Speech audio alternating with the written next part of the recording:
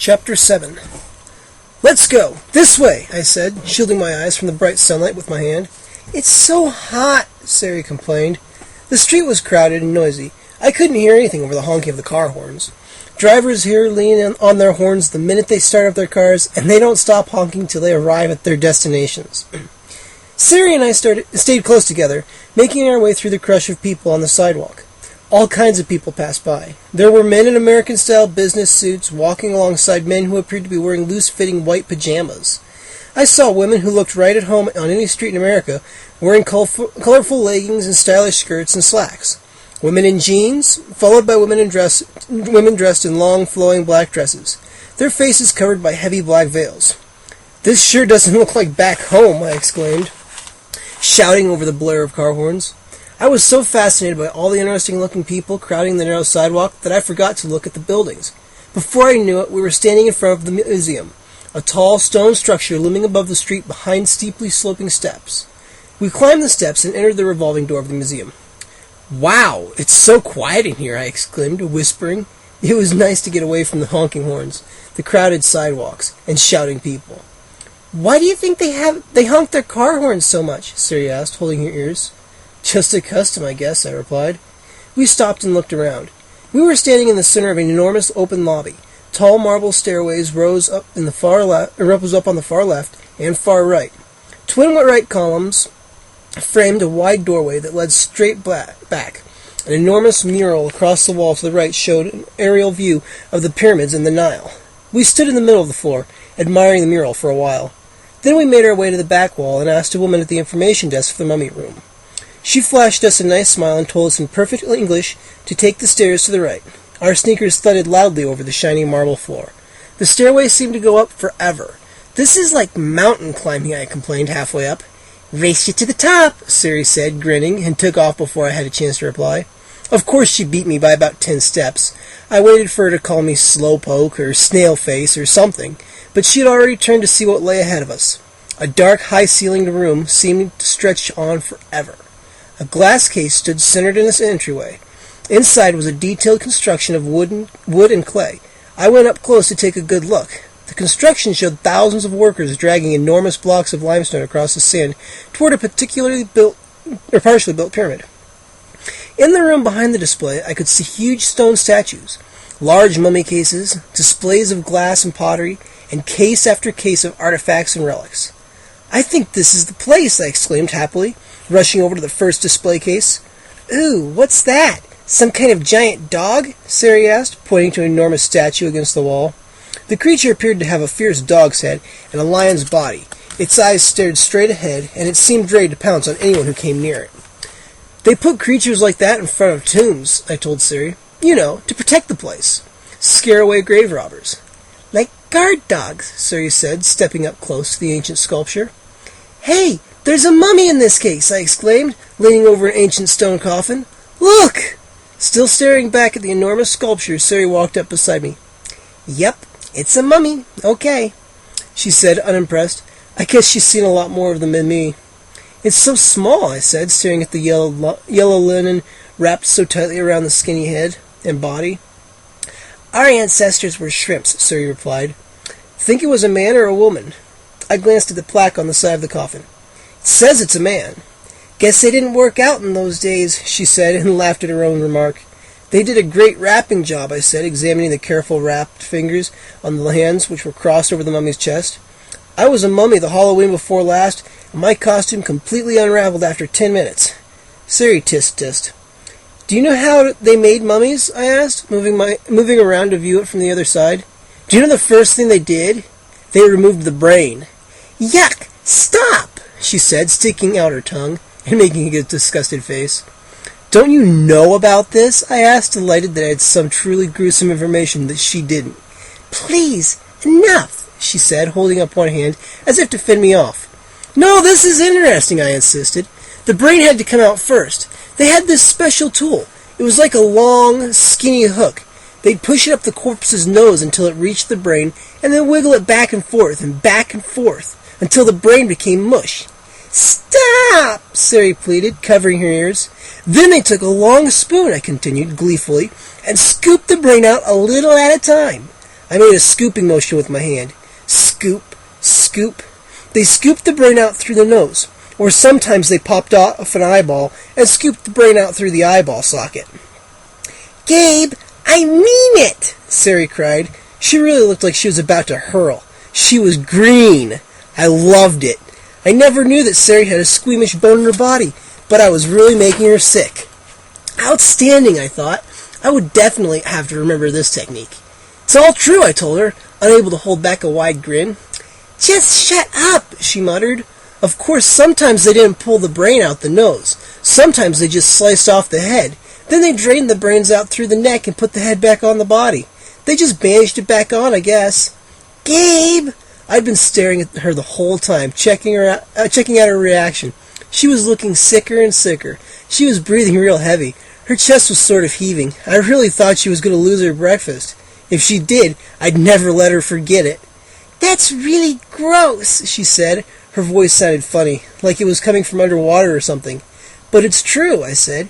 "Didn't your dad ever tell you about how they made mummies?" She shook her head. "He knows I don't like—" "And you know what they did with the guts?" I asked, enjoying the startled look on her face. "They put them in jars, and—" I suddenly realized that Sari's startled look wasn't for me. She was actually staring over my shoulder. "Huh?" I turned around and saw why she suddenly looked so surprised.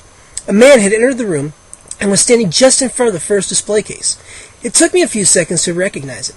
It was Ahmed, the strange, silent Egyptian with the black ponytail who had greeted us in such an unfriendly manner down inside the pyramid. He was dressed the same, in loose-fitting white trousers and shirt, with a scarlet bandana around his neck, and his expression was just as unfriendly. Angry, even. Sari and I both backed away from the mummy case, and Ahmed, his eyes starting from one of us to the other, took a step towards us. "Gabe, he's coming after us," Sari whispered. She grabbed my arm. Her hand was cold as ice. "Let's get out of here," she cried. I hesitated. Shouldn't we stop and say hello to him first? But something about the stern, determined look on Ahmed's face told me that Sari was right. We turned and began walking really fast away from him into the vast room. Sari a few steps ahead of me. I turned and saw that Ahmed was jogging after us. He shouted something to us, his voice angry, threatening. I couldn't make out the words. "Run!" Sari cried. And now we were both running at full speed, our sneakers drumming loudly over the polished marble floor. We scooted around the enormous glass display case, containing three upright mummy cases. Then we ran straight down the wide aisle between sculptures and shelves of ancient pottery and pyramid relics. Behind us, I could hear Ahmed shouting furiously, "Come back! Come back!" He sounded really angry. His shoes clacked against the floor as he ran, the sound echoing in the vast, empty museum chamber.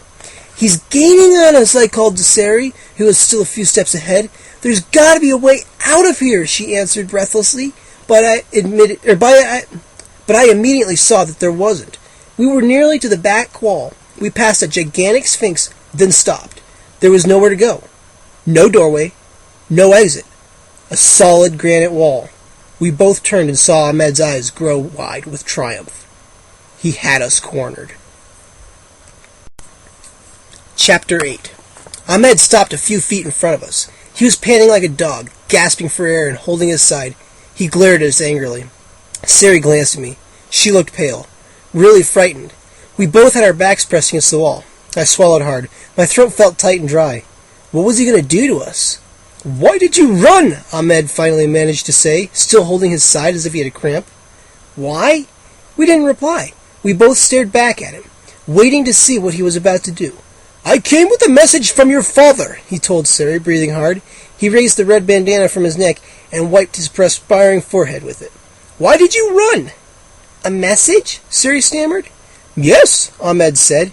"You know me. We met again yesterday. I don't understand why you ran." "I'm sorry," Sari said quickly, glancing guiltily at me. "We weren't thinking clearly," I said. "Sari frightened me and I followed her." "Gabe was telling me all this frightening stuff," she said, jabbing me hard in the side with her elbow. "It was his fault. He scared me with all this mummy stuff. So when I saw you, I wasn't thinking clearly, and—" Both of us were babbling. We both felt so relieved that he wasn't chasing us, and so embarrassed that we had run away from him. "Your father sent me to get you," Ahmed said, his dark eyes trained on me. I didn't think I'd have to chase you through the whole museum." "Sorry," Sari and I said in unison. I felt like a complete jerk. I'm sure Sari did too. "Daddy came back to the hotel and saw Gabe's note?" Sari asked, straightening her hair with her hand as she moved away from the wall. "Yes," Ahmed nodded. "He got back from the hospital awful fast," Sari said, glancing at her wristwatch. "Yes," Ahmed replied again. "Come, I will take you back to the hotel. He's waiting for you there." We followed him in silence. Sari and I walked side by side a few steps behind him. As we made our way down the long stairway, we glanced sheepishly at each other. We were both feeling really foolish for running away like that. A short while later, we were back on the crowded, noisy sidewalk. An unending stream of cars honking past, all moving in starts and stops, drivers hanging out of car windows, shouting and shaking their fists. Ahmed checked to make sure we were with him, then turned right and began leading the way through the crowd. The sun was high over the buildings now. The air was hot and humid. "Hey, wait!" I called. Ahmed turned back, but kept walking. "We're going the wrong way," I called to him, shouting over the cries of a street peddler behind a cart of vegetables. "The hotel is back that way," I pointed. Ahmed shook his head. "My car is just up there." "We're driving back to the hotel?" Sari asked, her voice revealing her surprise. "It's only 2 blocks, I said to Ahmed. "Sari and I could walk back by ourselves if you want. You really don't have to take us." "It is no trouble," Ahmed replied, and he placed his hands firmly on one of my shoulders, one on my shoulder and one on Sari's shoulder, and continued to guide us to his car. We crossed the street and continued walking. The sidewalk grew even more crowded. A man, swinging a leather briefcase, accidentally clipped my shoulder with it. I cried out in pain. Sari laughed. "You have a great sense of humor," I muttered sarcastically. "I know," she replied. "If we'd walked, we would have been at the hotel already," I said. Ahmed must have overheard because he said, "The car is in the next block." We made our way quickly through the crowd. A short while later, Ahmed stopped at a small 4-door station wagon. It was covered with dust, and the fender on the driver's side was crunched. He pulled open the back door, and Sari and I piled in. "Ow," I complained. The leather seats were burning hot. "The wheel is hot too," Ahmed said, climbing in and fastening his seatbelt. He touched the steering wheel a few times with both hands, trying to get used to the heat. They should invent a car that stays cool inside when it's parked." The engine started on the second try, and he pulled away from the curb and into the line of traffic. Immediately he began honking the horn at the car in front of us. We moved slowly, stopping every few seconds through the narrow street. "I wonder why Daddy didn't come to get us," Sari said to me, her eyes on the crowds passing by the dusty car window. "He said he would wait for you at the hotel," Ahmed replied from the front seat. He made a sudden sharp turn into a wider avenue and began to pick up speed. It took me a long while to realize that we were heading in the wrong direction, away from our hotel. Ahmed, I think the hotel is back that way," I said, pointing toward the back window. "I believe you are mistaken," he replied softly, staring straight ahead through the windshield. "We will be there shortly." "No, really," I insisted. "One thing about me is I have a really good sense of direction. Mom and Dad always say they don't need a map when I'm around. I almost always know when I'm heading the wrong way." Sari turned to glance at me, an expression of concern beginning to tighten her features. "Settle back and enjoy the ride," Ahmed said, staring at me through the rearview mirror. "Have you fastened your seatbelts? Better do it right now." He had a smile on his face, but his voice was cold. His words sounded like a threat. "Ahmed, we've gone too far," I insisted, starting to feel really afraid. Outside the window, the buildings were lower, more run down. We seemed to be heading away from the downtown area. "Just settle back," he replied, with growing impatience. "I know where I'm going." Sari and I exchanged glances. She looked as worried as I did. We both realized that Ahmed was lying to us. He wasn't taking us to the hotel. He was taking us out of town. We were being kidnapped.